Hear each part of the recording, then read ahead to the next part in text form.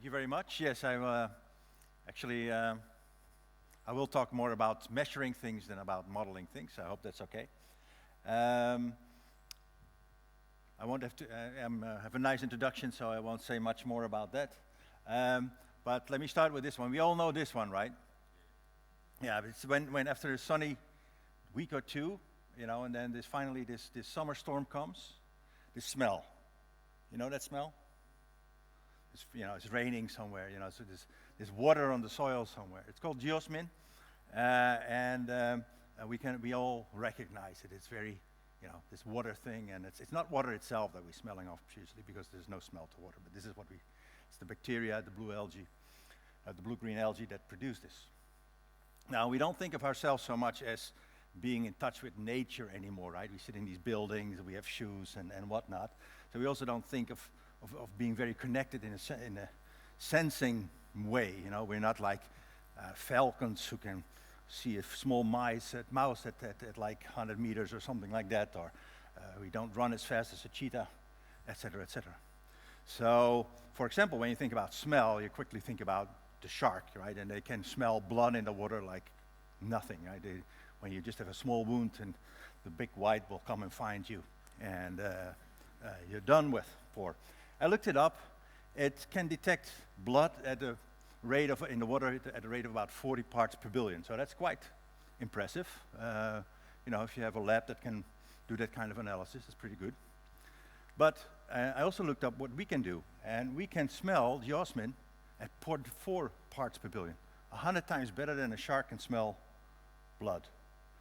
So apparently we can still do something. Somewhere along this evolution, we really needed to be able to smell this stuff, which is not very remarkable. So we cannot go without water for a very long time.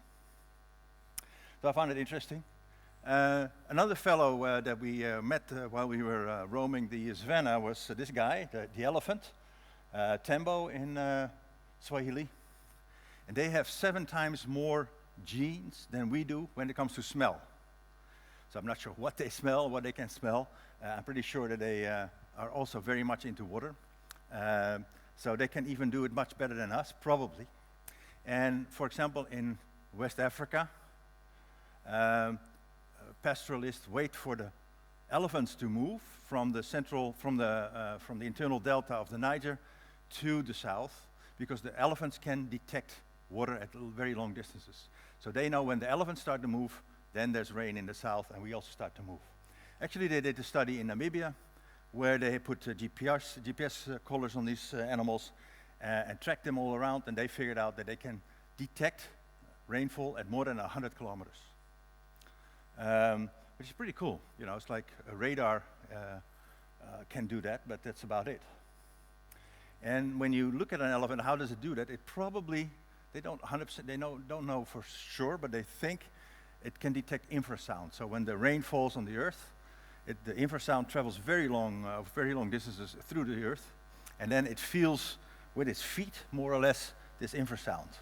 And to have impedance matching between the soil and the feet, it's sort of standing. You see that on some cushion, a fatty cushion, and that helps to match the impedance. So the waves go through easily, and they travel then through the bones to the ears. Then in the ears, they also have a very neat thing. They have sphincters in the ears so they can close their ears, which I'm very jealous of. Because just imagine you being now in the audience and you say, "Oh, Sven Giesen is still talking." I'll open them again once someone else is there. So it can concentrate then on other things. It will not hear all the other noises. So that's how people think. It's still a bit of an open problem, but that's the working hypothesis at the moment. My working hypothesis for the past, let's say 10 years, maybe longer, is if you like water, like we do, if water is getting scarce, like in the Savanna, you better start learning how to observe it, how to find it, how to sense it, how much is there, what is the quality, when is it there, where is it exactly. And that's what I've been doing. Now the rest of the talk is a little bit a hodgepodge maybe of all the things not all the things, but some of the things we've been doing, trying to measure all this stuff. Basically, with the take-home message, you can do anything you want, really. So if you want to measure something, come talk. or just do it yourself. That's fine too, of course, but we can do so much, and it's really fun to do. Let me start here, relatively random starting point, but we're trying to measure interception. When it rains, a lot of the water gets stuck in the canopy of trees, for example, and evaporates back before it reaches the ground. So it plays an important role, especially in drier climates, but we don't know how much is actually intercepted. So what if you could weigh the crown of a tree and measure how much water is actually captured after a rainfall? So that's what we try to do here. You see a tree in Ghana. I did it with John Selker and Jan Friese. And what we did is basically we had rods, quartz rods, around the tree. And when the tree gets heavier, or when the crown gets heavy, it presses the stem in a little bit, and that movement we could measure. Now, one of the things is problem in the field is always that you have temperature problems. So that's why we wrapped the tree in isolation paper. But we also had electric blankets. And it was one of these moments, I'm not sure if you have that when we travel to the tropics and do you have something to in your suitcase, you know, anything special? And I was very happy just not to be picked out of the line, because how are you going to explain to the customs guys that you have electric blankets to keep the trees warm at night in Ghana? Anyway, that's what we did. And this is the calibration set. And you notice that we were able to measure in the field, and it's pretty cool, less than 1/2 of a micrometer of movement in the stem. And that then translated into about 5 kilograms of water, or at least weight, in the canopy. Now, it works, but it's not very practical, so it never really took off as a standard measurement method. Now we look at the way they swing, or they sway, I should say, and that's also very interesting.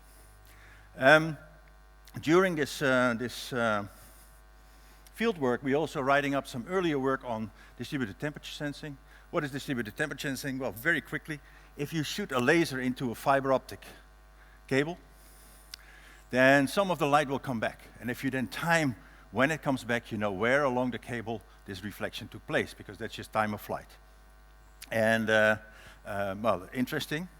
But these cables can be up to a couple of kilometers long. So you and you can measure every meter, every 25 centimeters. Sometimes you have thousands of places where you get reflections from. And interestingly, some of these reflections, most of them not, most of them just come back at the same wavelength as they were sent in. But some of them actually come back at a shorter wavelength. They come back with more energy than you send them in. It's an interesting thing. But that phenomenon is very much temperature dependent. So if you look at the ratio of these photons coming back, then the more energetic photons are very sensitive to the temperature of that point. So basically what we have, instead of a fiber optic cable, we have thousands of thermometers in the field. And we did a lot of tests with it. One of the first ones we did was roll it out in a very small stream in Luxembourg. You see being done here. I don't see everybody in the audience, but I saw the person in that person at lunch at least, so I'm not sure. He's here? Okay. So we had a lot of fun there, and this is what came out then. It's like actually we built this picture during the field work in Ghana. John told me, he's like, Nick, I want to see, you know, this Napoleon goes to Moscow and comes back, that kind of picture. So he wanted that, and this is what we came up with. And what you see, it's a bit difficult maybe, but this is the distance. So this is the distance. We had about 600 meters before the small stream ended a slightly bigger stream. And this is the time, so that we started here. And the color just is the temperature. So in the beginning, here's where the stream starts, and it warms up when it's going down. You see, it warms up. You see a daily pattern. During the night it's cold, and during the day it warms up. But then here, at this, you see all of a sudden it goes down, the temperature. And why does it go down? It's because that's where groundwater enters. There's a little spring in there, and cold groundwater enters the stream there. And you can actually calculate how much water enters that stream. That's pretty cool, because how would you otherwise do that? You can sort of see maybe that something's happening in the stream, but how much is it? And that you can do, you see actually, what is 1, 2, 3, 4 of these little sources that enter the stream, and we had no way of doing that before. So that's one of the many applications we have with DTS. When I was I went to my office this morning, and there was someone also working with DTS on the ground there, doing something, I don't know what, but we're still working with it. And after this experience in Africa, John and I went for a walk, and we started talking, so what can we do to have some meaningful impact? And we came with this idea that, okay, at that time, it's quite some time ago, smartphones came up, so you can have, for a few $100s, you have a phone with many, many sensors. It has communication, there's radios, everything for a few $100s. Why do we still have to pay $10,000, $20,000 for a simple weather station? And we should be able to do much better. And we're thinking about Africa here. Otherwise, here in the Netherlands, we have the money to buy these expensive things. But why don't we? But when you go to Africa, it's almost impossible to get data. And there's very few weather stations there. So we decided to start this, the Trans-African Hydrometeorological Observatory. In the beginning, we thought, like, okay, we're going to build ourselves a very small, cheap $200 weather stations that would be very robust. You can put them everywhere. They don't cost anything. It turned out that was not a good way to go about things. It takes a very long time between a nice idea to something that's completely field-proof. And it takes you 5 years, 10 years, a long time. So instead, we partner with the company who had a similar vision on where they wanted to move. It's called meter, doesn't matter, but so now we have a station that more or less looks like this.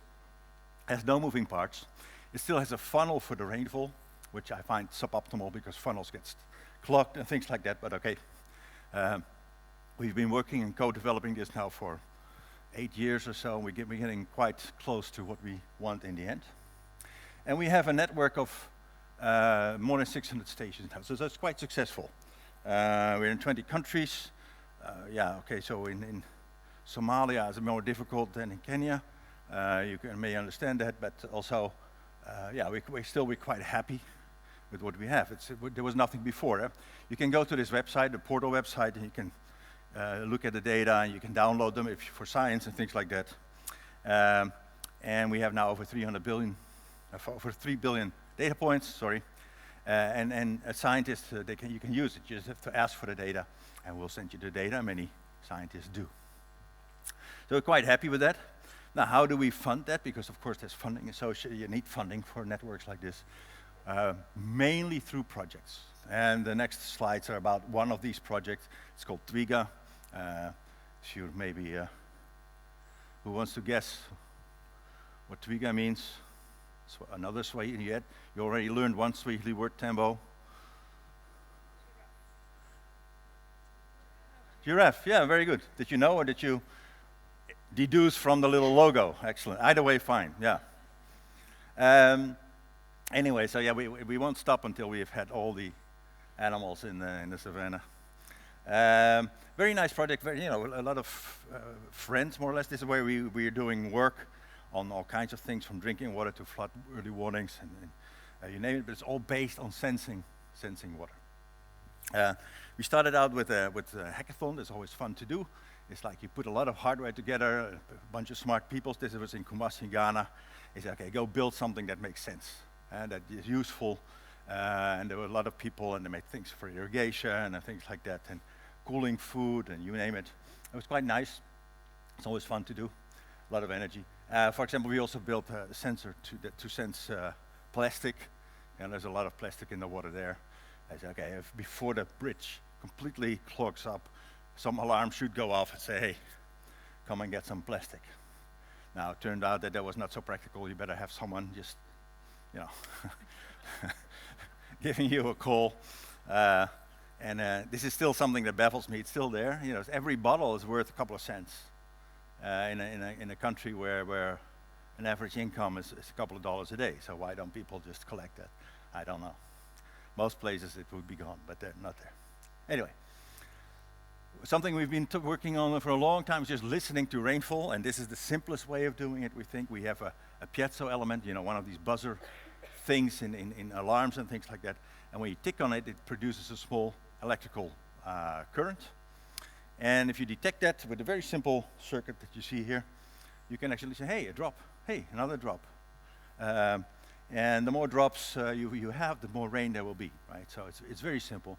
You can build this for a few dollars and a few euros, and it's quite robust. We also try to do other things, more difficult things, but just counting drops is very doable. And we actually got, if you make some assumptions about how the rainfall is distributed, we actually got some interesting results, much better than we thought, because we just thought, okay, we want to have rain, no rain. But actually, it's the arrival rates, the intensity of the rain is a pretty good measure of how much rain there is in total. That sort of was thought before as well, but it was nice to see that it also works. This was in Tanzania. But we also were able to say something else about how these intervals are distributed. And it turns out that it's less trivial than you may think. And so it will be difficult to find an instrument that does the same for less than, well, what would it be? 50,000 Parsifal or something like that. So, you can measure many places and see what's happening with this rainfall thing, and actually learn a thing or two about rainfall that you would not have expected. Similarly, I could talk about this for hours, but I don't know how many hours do I still have? 2 hours still? 5 minutes, okay. GPS, you don't think about it, everybody uses it with the phone, and do I go left or right? We don't know what a map looks like anymore, but we do know how to get to places. But you can, since a few years, you get very precise measurements. And it's so precise that you can not just make maps with, we get maps with 4 millimeter accuracy in the vertical. So we can really map things, floodplains, things like that. But we can even measure the delay in the signal depending on how much water is in the atmosphere. So if you have a very moist atmosphere, and there's a lot of convergence of moisture that may cause these big rainstorms, you would be able to measure it with this. And they're so precise that you can say, oh yeah, there's about 10 millimeters of water in this atmosphere, there's 20 millimeters of water in this atmosphere, etc. It's quite amazing what you can do. And other things, you can measure water level, soil moisture, strangest things just with the GPS these days, because it's become so accurate. Soil moisture, very important variable. We spend a lot of time in Twiga on that, both looking at it with satellites. This is a fairly coarse satellite image with soil moisture measured. Then we try to scale down, so we have UAV, so the drones, to measure soil moisture with at a very fine level, field level. But it's difficult to translate that directly. You can measure temperatures, but what does it say about soil moisture? Still, it might be clear that very cold patches would be wetter than very warm patches in general. And also, this we saw before, we can use this distributed temperature sensing. And it's one of the nice things of doing research in Africa, I must say, that finding permission to do things in the field is relatively easy. So where some things that would take months here, there it takes hours. So literally before we had found a good place, we're allowed to put in this cable. And we dug a little trench, and we put cables in at 2 different depths. And what does that do? Well, you can imagine, over here it's about almost a kilometer in this field. You can imagine that if the soil starts to warm up in the morning, if the sun comes up, then the soil starts to warm up. And it depends on how much water you have in your soil, how it will warm up exactly. Yeah? If it's very wet, it conducts very well, but it also needs more heat to warm up, etc. So you can back that out. This is from a slightly different experiment, the same idea. We measure at different depths, and then you can say something about soil moisture at different types, at different depths, at different distances. So you can really map in detail the soil moisture in your field. This one is my present favorite one. We're continually being bombarded by cosmic particles. I think physicists don't even know where they come from, but they are really energetic particles. So it's a subatomic particle, but they can have the kinetic energy of a tennis ball going at 100 kilometers per hour. And when they hit the atmosphere, you get this sort of shower of particles, among which are some neutrons, fast neutrons going at about 20,000 kilometers per second. Now, once these start bouncing around, these neutrons, they slow down, and they exchange impulse. And water is very good at slowing down these fast neutrons. So the wetter your environment, the more slow neutrons you have and the less fast neutrons. And this we've been doing that as hydrologists for a long time. It's a well-known principle. And the nice thing is that it's really in equilibrium with a large area. And so normally you measure soil moisture at one point, but now we can measure something that's representative of a much larger, maybe 10 hectares or 100 hectares. And that's very important because then we can match better what we see in satellites and with what we see on the ground.